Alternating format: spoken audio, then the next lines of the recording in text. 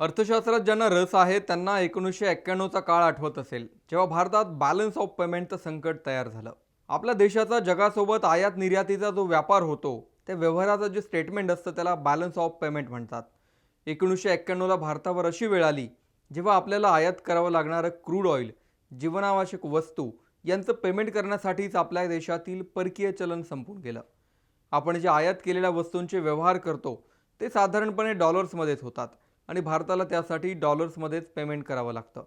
1991ला या बाबतीत भारताची जी अवस्था झाली होती त्याच्या विरुद्ध आजची आकडेवारी पाहिली तर आपण कुठून कुठे प्रवास केला हे तुमच्या लक्षात येईल. या यादीत चीन सर्वात टॉपला आहे आणि चीनपर्यंत पोहोचण्यासाठी भारताला कित्येक दशके लागतील. मात्र भारताने सर्वाधिक परकीय चलन असलेल्या देशांच्या यादीत चौथ्या क्रमांकावर मजल कशी मारली आहे? परकीय चलन असलेल्या देशांना नेमका फायदा काय असतो?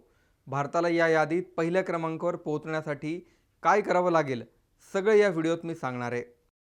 रिझर्व्ह बँकेकडून दर आठवड्याला परकीय चलनाचा साठा किती झालाय त्याची आकडेवारी जाहीर केली जाते. 27 सप्टेंबरला संपलेल्या आठवड्याच्या शेवटी भारतात एका आठवड्यात तब्बल 12 बिलियन अमेरिकन डॉलर्सचा साठा जमा झालाय. पहिल्यांदाच 700 बिलियन अमेरिकन डॉलर्सचा टप्पा पार करत भारत चौथ्या क्रमांकावर पोहोचलाय. तुम्ही समोर जी यादी पाहताय त्यात भारताने रशियालाही मागे टाकून चौथा क्रमांक मिळवलाय. या यादीत चीन 3 ट्रिलियन अमेरिकन डॉलर्ससह पहिल्या क्रमांकावर आहे. सर्वाधिक परकीय चलन असलेल्या देशांच्या यादीत पुढची काही दशके तरी चीनचं स्थान अबाधित आहे. कारण चीनमधून ज्या पद्धतीने निर्यात केली जाते त्यातून भरमसाठ डॉलर्स चीनला मिळतात. चीन हे जगाचं निर्मिती हब आहे. इथे बनलेल्या कार, मोबाईल, इलेक्ट्रॉनिक वस्तू यांची युरोपसह अमेरिकेतही निर्यात होते आणि यातूनच चीनला भरमसाठ डॉलर्स आणि युरो मिळतात. तुम्हाला प्रश्न पडला असेल की या यादीत अमेरिका का नाही आहे? तर ही यादी सर्वाधिक परकीय चलन असलेल्या देशांची आहे. म्हणजे यात अमेरिकन डॉलर्स, ब्रिटनचे पाऊंड, युरोपचे युरो अशा चलनांचा समावेश आहे. भारताचा परकीय चलन जमवण्याचा प्रवास पाहिला तर तो गेल्या 2 दशकात अत्यंत संथ राहिला आहे. पण गेल्या 7 ते 8 वर्षात चांगला वेग पकडला असं म्हणता येईल. डिसेंबर 2003 मध्ये भारताने पहिल्यांदा 100 बिलियन डॉलरचा आकडा ओलांडला होता.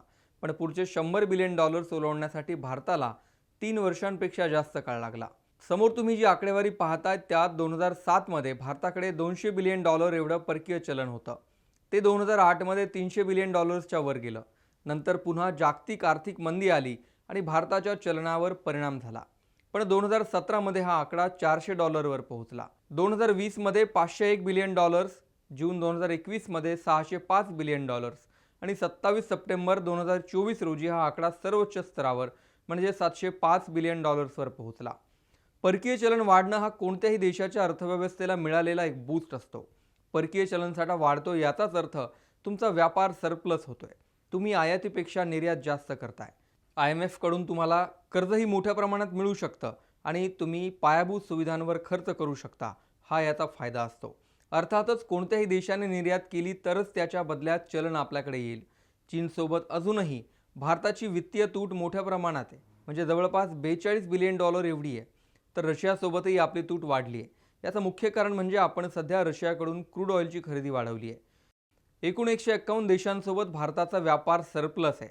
तर चीनसह 75 देशांसोबत व्यापारी तूट आहे.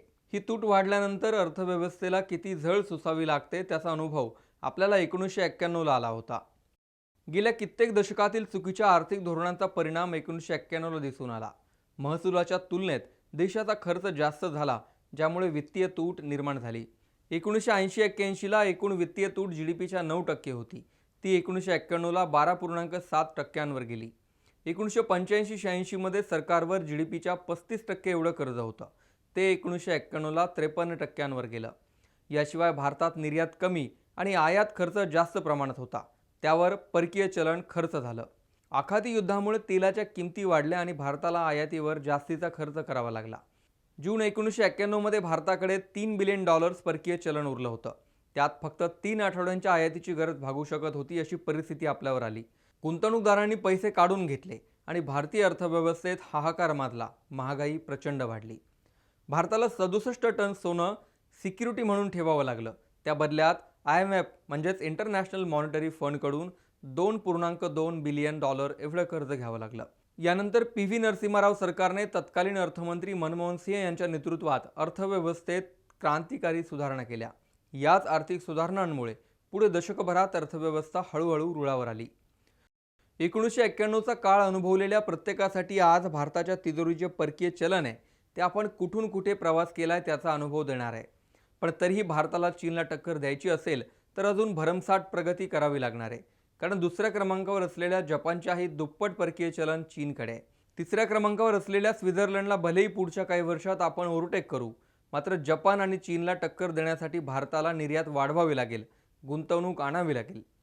बँक ऑफ अमेरिकेच्या म्हणण्यानुसार मार्च 2026 पर्यंत आपला परकीय चलनसाठा $745 बिलियन पर्यंत जाणं अपेक्षित आहे. यात सर्वात मोठा वाटा RBIचे गव्हर्नर शक्तिकांत दास यांचाही आहे. गेल्या 70 महिन्यांच्या टर्ममध्ये त्यांनी रुपया स्थिर ठेवून परकीय चलनसाठाही एका वेगळ्या रेकॉर्ड लेव्हलला नेला आहे. भारतीय अर्थव्यवस्था खरंच ताकदवान देशांच्या रांगेत आली असं तुम्हाला वाटतं का? या आकडेवारीवर तुमचं मत कमेंटमध्ये जरूर कळवा. महाराष्ट्र टाइम्स इंटरनॅशनल हे चॅनल तुम्ही अजून सबस्क्राईब केलं नसेल तर ते जरूर करा.